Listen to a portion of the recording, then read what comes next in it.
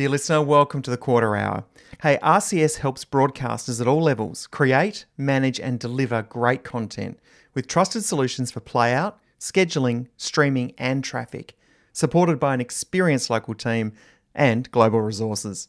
RCS is the most trusted solution around Australia and the world. Today on the Quarter Hour, inside the kingdom of Kyle, we go behind the scenes of the most talked about show in Australia and get a first-hand account of what it's really like.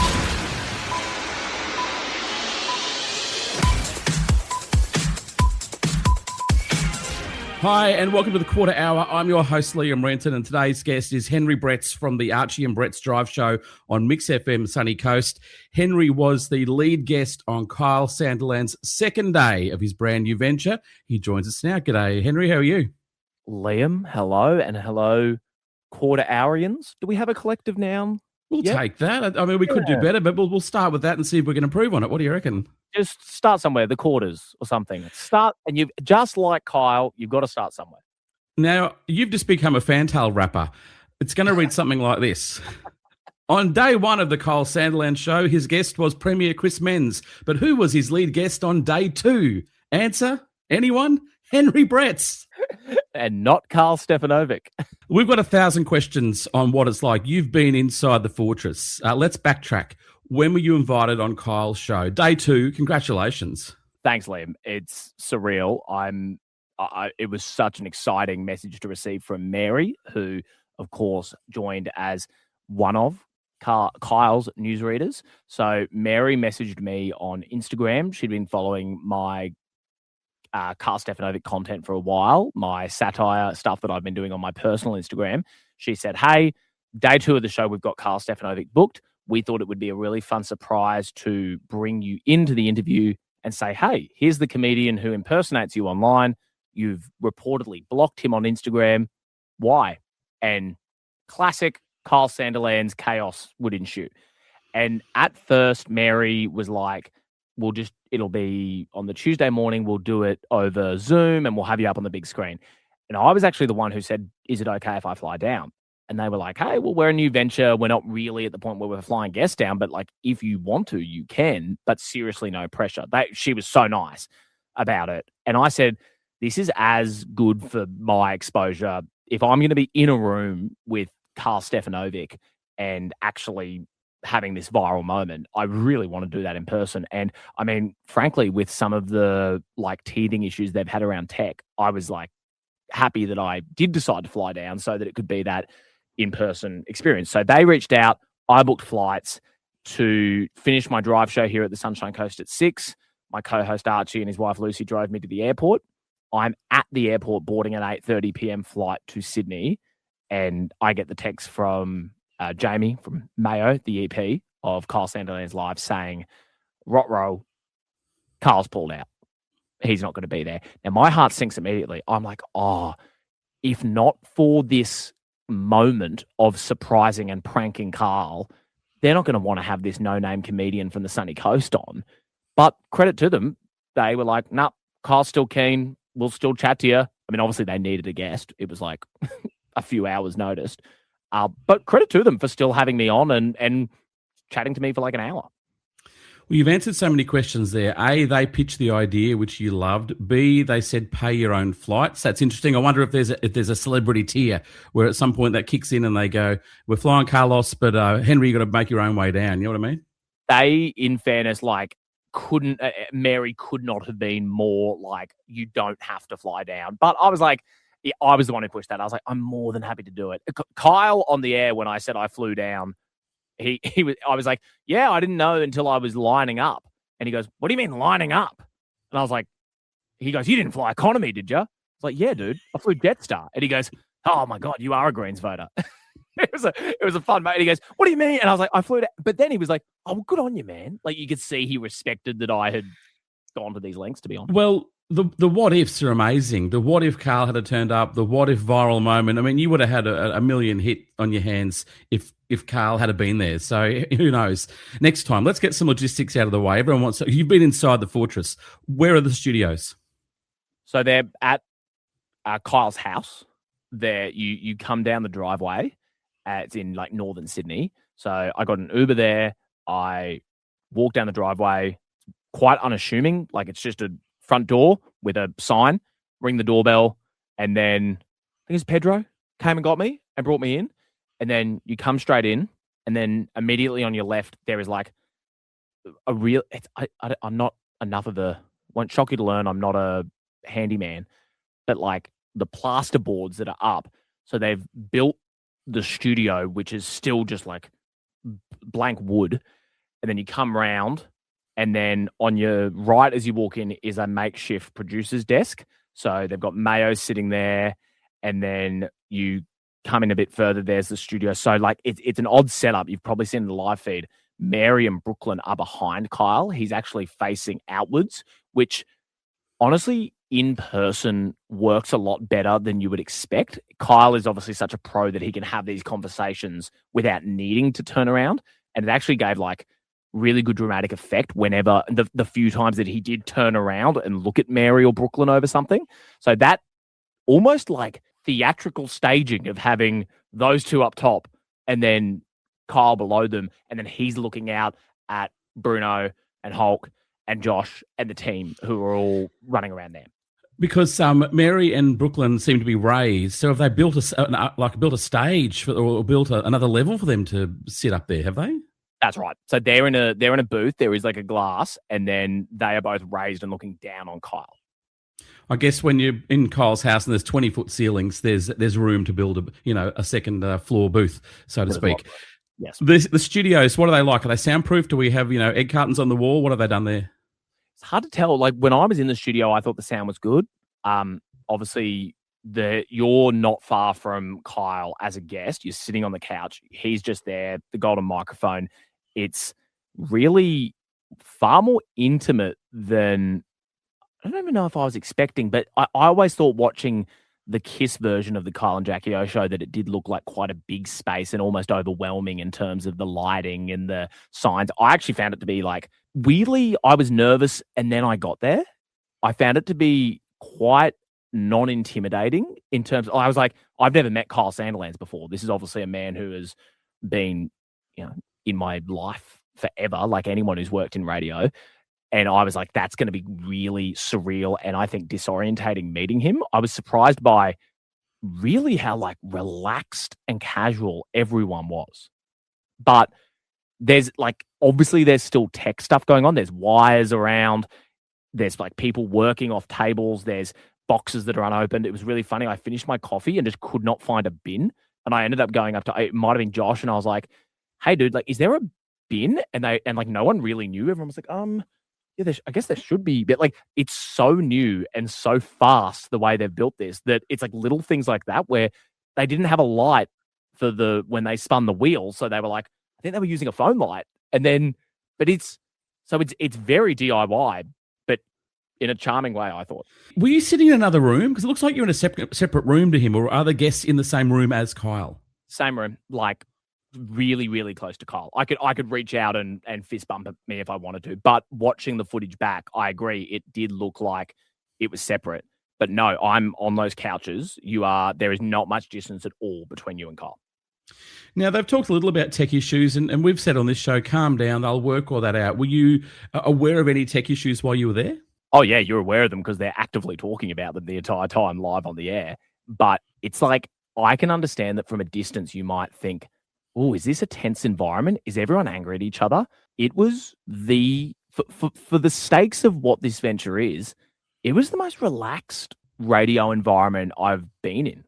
Everyone was in such a good mood. When things weren't working, Kyle was like getting cranky, but it didn't feel like there was any malice. He didn't feel angry. He would like go out for a smoke during a song and he came back in literally skipping at one point. He was like, came back in. Every time he came out of the studio, someone like one of his team would come over and like put an arm on him. And there is, I know they all play their characters. For me as an outsider, as someone who's never met them, there is so much love between this group. I really sense that there is and it felt was saying to Archie, my co-host here on Mix FM, I was like, this feels like a bunch of mates at uni who decided to start a radio station beneath their share house. That's seriously what it felt like. Things were messing up. Things weren't working. Kyle's like, why can't I hear? Wait, why can't I hear? Mayo, mate. Like, they're all yelling, but like, he would yell at them and swear at them. And outside the booth, everyone would laugh and go, oh, God. Like that kind of like, that's just Kyle being Kyle of it all. You hear that on the air, but I definitely didn't appreciate the warmth between these people until I was there. Did they do a mock interview with you, give you a few more questions before you started? No, there was, I got put into Kyle's office. I think it was Kyle's office to wait. They said, just chill in here. And there was paper all over the desk. And one of the pieces of paper was me. It was like Henry Bretz and had a list of possible questions, facts about me. It said I was 27, which I am not. So that was nice. Just got a few years of my life back. Thank you, KS Live. I only spoke to Mary about arranging it. And then it wasn't until late last night boarding the plane that I first heard from Mayo. So what's it like being interviewed by Karl Stefanovic? It was great. It felt like I was the only person in the room. He's looking you in the eye. I think it's like something we get told so often in radio. It's like, it's so much less about talking than it is listening. And regardless of where you stand on Kyle, and like, as anyone will hear in the interview, because we got onto politics, there is like really not a lot I agree with Kyle on in terms of the issues. We genuinely started having a proper debate about politics, which I was kind of expecting with this new version of Kyle. But I never felt disrespected, even when he was calling me uneducated. I never felt like I wasn't being listened to. I never felt like he wasn't engaged or that he was thinking about the next thing coming up. To me, he was 100% in the moment, probably to the chagrin of Mayo and Bruno and the team, who were like, everything's blowing out and we want to, we do need to play a song at some point, or we do want to hear Brooklyn's World News or Mary's Celebrity News. But, maybe at the expense of structure. But I don't know. I felt like he was really listening and gave me the respect of, like, I was a backup. I wasn't meant to be the main guest. I was meant to be probably a stunt at the end of the real guest, Karl Stefanovic. But he treated me like a real guest. I felt very respected. Your interview finishes. Do they usher you out? How's it all end? How do they wrap it up? Mayo wrapped it up. She was very apologetic, but she was like in Kyle's ear, yelling. She actually had written on a piece of A4 piece of paper, play a song. And she's slamming it against the glass, physically banging because she couldn't get through to it. Like, she was trying to talk to him. He wasn't listening. And he's like, I'm not with ARN anymore. I'll play a song whenever I want to play a song. But she's like banging it against the glass. So eventually he plays a song, and then I was ushered out.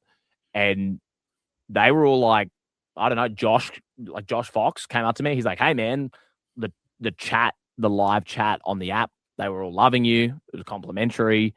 He might have been lying, but still felt nice to hear.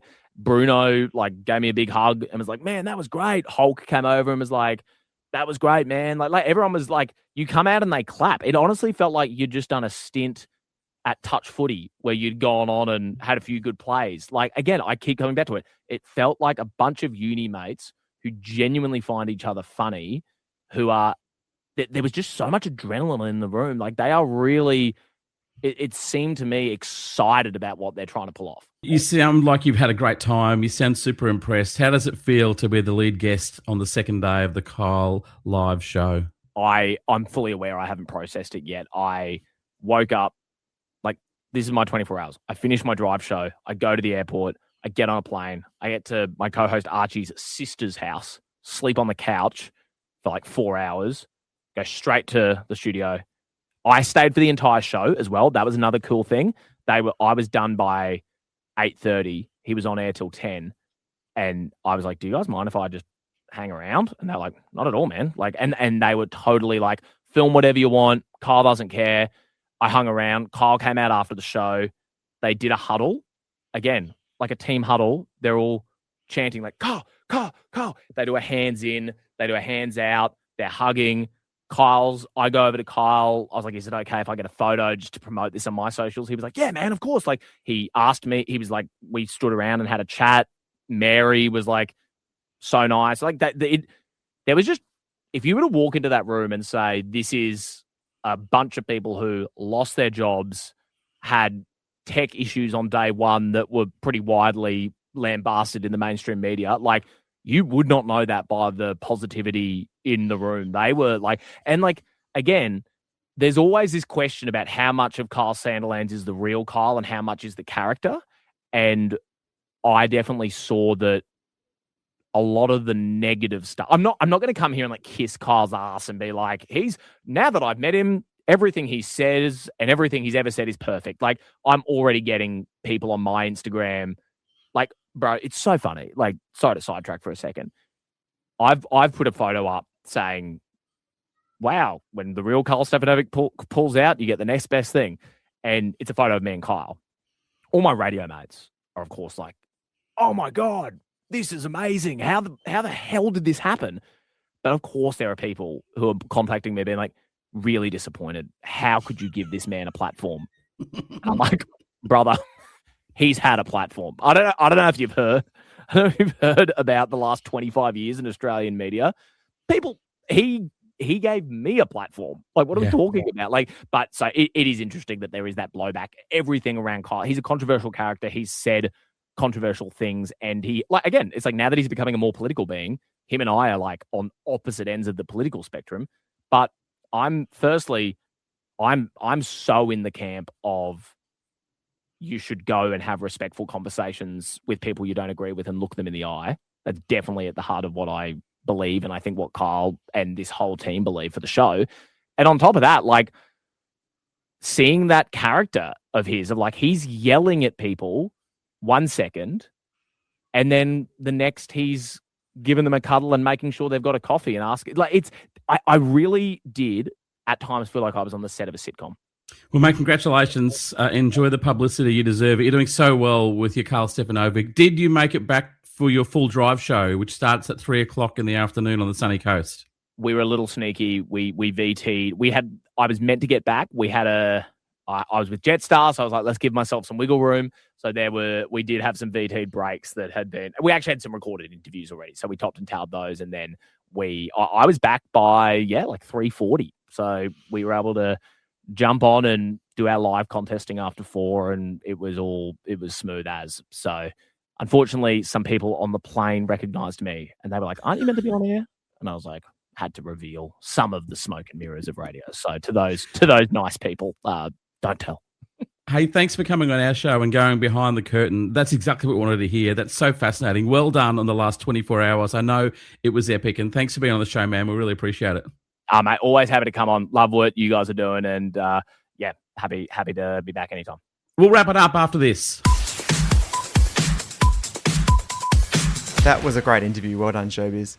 Hey, RCS Academy helps broadcasters build practical skills across Zeta, G-Selector and Acquirer. With self-paced online learning and training and certification, teams can strengthen their knowledge, improve workflows, and get more value from the technology that they use every day. So whether you're onboarding new staff or developing more experienced users, RCS Academy makes professional training simple and accessible. To sign up for RCS Academy, just contact RCS today. Back to you, Showbiz. Hey, so cool to have Henry Bretz join us on the show today. Really appreciate his time. If you want to talk more things, Karl Sandilands, our brand new podcast, The Kyle Cast, hosted by Bella Frizzer, starts on Saturday. I nearly said Friday. She'd start it tomorrow if she could. We're starting it on Saturday. All things Kyle, the unofficial podcast. And join us tomorrow on the quarter hour. We're doing our very own Iron Chef radio moment. 1 interview, 5 radio stations, the same ingredients. Who did it best? We'll find out tomorrow on the quarter hour.